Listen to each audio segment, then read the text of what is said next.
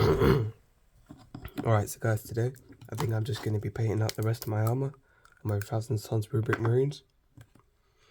So I think what I'm going to try and figure out with you lot is whether you prefer me just talking quite a lot, or whether you prefer sort of the just silent painting videos, or like, if you wanted any music or anything, just figure out what you want, and 90% of the time I'll probably agree with that. But the main point I'm going to be talking about today, guys, is what are you thinking that everyone's army is going to be after 11th edition? Because, my opinion, I really don't hope like most armies change way too much. Like I do really enjoy using Synapse with my Tyranids army, and my friend who plays Astra Militarum is definitely enjoying using his orders, and I'm definitely not enjoying going against him, which means it's working really well. But also, like, Ultramarines, I think it's a really temperamental ability when it comes to doing this. Like, you're selecting one unit or one big monster to reroll with. It's nice, but also I think it could do a lot more. Like, especially if it maybe keep the target selection, that's what I'm thinking, and then select maybe one unit of yourself to give a little bit of a saving throw buff, maybe. Maybe just keep your Terminators alive a little bit easier, because I think that'd be quite funny to just kind of have Terminators, where if you don't have anything with AP, it's just guaranteed and you just can't kill them. Because then it would just make them really good infantry stoppers, which could really help them, especially with them, I would say, being quite an infantry-based army.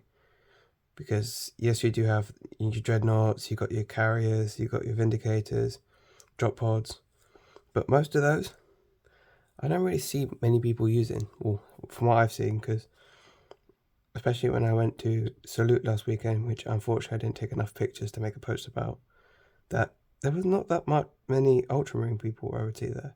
It was loads of Cadians and Adeptus Mechanicus for some reason, when I've been seeing with people using them. And the one thing I also wanted to point out, my favourite model I've seen coming out with 11th edition, is that new Adeptus Mechanicus sort of musket sniper troop with the absolutely ridiculous looking stilts. I'll probably send it on a post if you guys want to find the image. But I think I just want to get that just from the absolutely ridiculous look of the model, because I just think it looks so funny that the normal sniper for the Adeptus Mechanicus in the infantry has really just got a massive monopod and a musket, and then GW decided to go, yeah, how about we grab him and just smack him on massive stilts instead of giving him the monopod. And I feel like that would just be such a stupid model to paint, and that's why I really am excited to wait for it to come out. But also, with the 11th edition coming out soon, I really want to see what the new mission decks are, because I think it's going to be really refreshing to try and see some more tactical ones, I would say, rather than just trying to, a couple objective ones. But I really also want some interesting deployment zones with the new mission decks, because I feel like they could really do something where they even made faction sort of shaped one, because I think it would be quite funny if they made a Ultramarines emblem shaped deployment zone for an Ultramarines game mode, and that would be maybe Tyranids versus them as well for the opponent, and their deploy zone is just the Tyranids logo. I just think that would be quite an interesting thing to do with this. The other thing I wanted to talk about, which is not 40k related, but also with AI and stuff, just how much companies have to increase the prices of their consoles due to the RAM. It's just crazy. I had a friend who finished making a PC quite recently, actually, but he told me, yeah, it'd be a good idea to get into one, good idea to get one, but I really could not.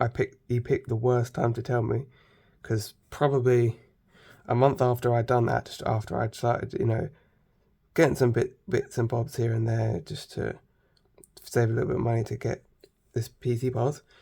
Boom. AI data stations everywhere, and RAM prices up like crazy. So, unfortunately, that is not going to be something I'll be doing until either they go down to below, probably I would say 150 quid for a RAM stick as well. And then I might maybe start posting a couple of videos about that. But you never know, if I, for some reason, blow up and get a bunch of subscribers, start making some good money off of this, I could potentially either get some more models for the Warhammer part of it, or maybe even start getting into the PC. And the thing I've been doing with the Sorcerer here, because I just really love the look of the Thousand Sun Sorceress, that I've tried to add sort of magical effect with my green stuff here. Now, I'm not doing the best with texturing it right now. I'm trying to figure out what I would really want to do for that right now.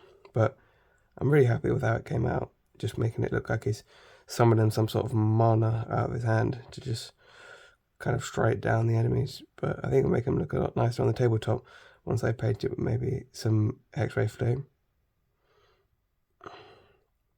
And as it was in the last video, and probably will be till I rather run out or find a nice colour, been using Blood Angel's Red for the armour, and then Imperial Fist for the yellow parts of it, because I do use slap chopping, as I will be probably saying till the day I die, that slap chopping is a very, very good technique to use.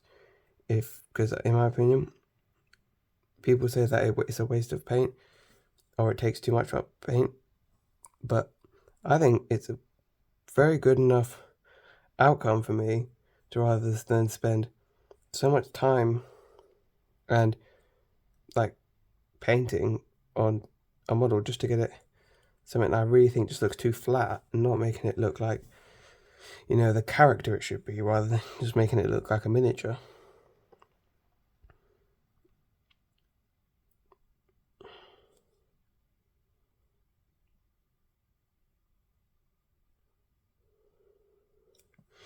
I also think I was going to say is that I'm thanking you lot so much for the support I've been getting. Like, I have not gotten a single bad comment or a single bad person talking really bad or being quite toxic. I've not had a single encounter of that at all, which I'm extremely glad about, to not have people arguing or trying to be mean over the internet over just little old me. But yeah, I'm really glad with that.